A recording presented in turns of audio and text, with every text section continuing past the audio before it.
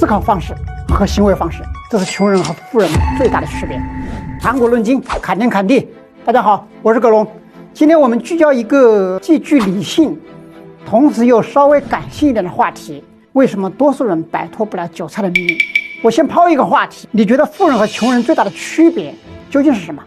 或者换一个问法，究竟怎样才能让一个穷人更有可能变成一个富人？我自己给出我自己的答案：思考方式和行为方式，这是穷人和富人最大的区别。或者再直白一点说，就是他是否遵循概率思维。何谓概率思维呢？简而言之，世间万事万物，任何事情未来会往哪里走，会发生什么。比如说茅台3个月之后是涨还是跌，半年之后深圳的房价是不是会崩盘，中国的 GDP 明年会不会破4，等等等等。你需要做的是研判这种可能性的高低，再根据这种高低做行为决策。西方有这么一句话：如果上帝真的存在，那么他唯一听得懂的人类语言就是概率。我给大家推荐一部电影，反映一战的，名字叫《弗兰茨》。其中有一个经典的镜头，在双方士兵冲锋之前，法国士兵先向上帝祈祷，而对面战壕里面的德国士兵也刚刚向上帝祈祷完。那么两个人都向上帝祈祷了，上帝究竟应该保佑谁呢？答案是上帝谁都保佑，谁也不保佑。上帝不掷骰子，他只是制定一套充满了概率的游戏规则，用这个规则来随机决定谁生谁死。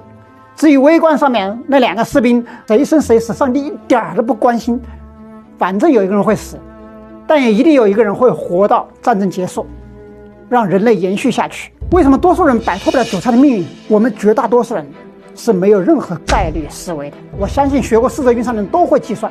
我举个很简单的题目，假设下周市场有70%的概率上涨，30%的概率会下跌，但如果上涨只会涨3%，下跌则可能跌9%。那么你是做多呢，还是做空呢？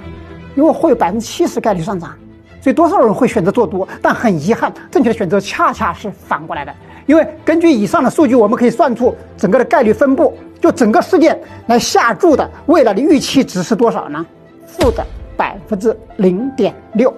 所以应该赌跌，而不是赌上涨，做空盈利的机会会更大一些。巴菲特概括过自己的选股方法，用亏损的概率乘上可能亏损的金额，再用盈利的概率乘上可能盈利的金额，然后再用后者减去前者。这就是我们一直试图在做的方法。这种方法并不完美，但事情就这么简单。巴菲特每天做的就是重复这个动作，然后一直坚持了几十年，最后封神。他是全世界唯一一个纯粹靠做投资几乎做成世界首富的一个人。这与其说是一种数学能力，不如说是一种思维方式、思维模式，是一种上帝区分穷人和富人，选择保佑谁放弃谁的财富密码。富人的思维方式是怎样的呢？是会把每一次选择换算成概率，然后选择优势概率路径，坚持下注。穷人不同，多数穷人为了实现自己的发财梦，会根本放弃概率思维，仅仅依靠直觉或者情绪去下注。对他们来说，非黑即白，他们笃信世间万物都有一个确定的方向和结果，他们要做的只是去蒙和去赌这个最后的结果。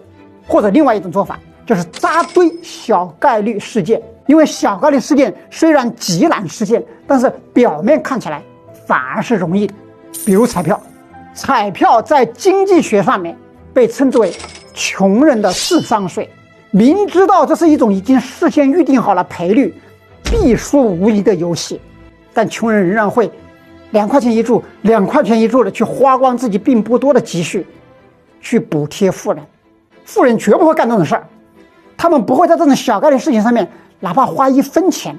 投资圈这种蠢人也很多啊，明知道那些已经用足够长的历史时间已经证明自己是好公司的公司，未来大概率还会继续好，明知道那些过去坑蒙拐骗、各种讲故事、各种挖坑，各种套路的不良公司，未来大概率还会给你讲故事，还会给你挖坑，还会作妖，但穷人还会乐此不疲的去压住这些题材股、消息股、伪创业板高科技股，富人不会，富人只会买苹果、买亚马逊、买英伟达、买茅台、买腾讯。其实是韭菜自己选择了做一个韭菜，他们自己放弃了上天赋予他们的概率选择权，所以最后的结果半点也怨不得他人。我是葛龙，关注我，我们一起提高认知，不做韭菜，不被收割。